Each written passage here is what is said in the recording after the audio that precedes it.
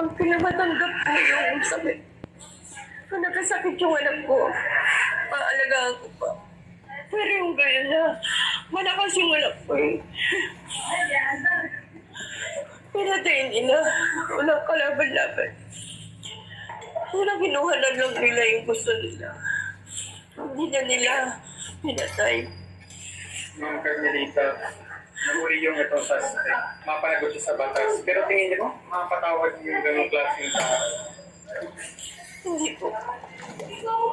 Kasi kahit patayin man siya, hindi naman babalik yung anak ko.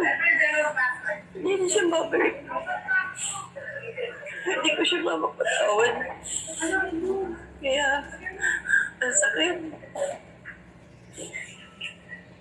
Sobrang sakit po nito. Ang pinakamasakit pa dito, tinabukasan ng kanyang anak. Yan po. Ano nga siya kasi, yung nanay ng bata, 1 month pa lang yung bata, namatay na siya. Ngayon, magba-birthday yung anak niya na October, 4 years siya. Wala na siyang tatay. Napakaaga naman yung naulila.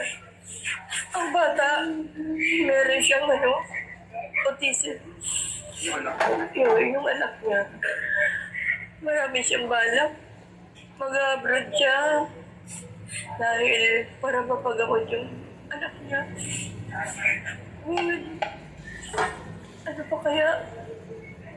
Siyempre, siya yung gagastos, siya yung at saka siya yung susuporta sa amin kasi yung mga kapatid niya, may asawa na, tsaka may ibang bibili siya ng bigas, bibili siyang ulam, magbabayad ng tubig, kuryente.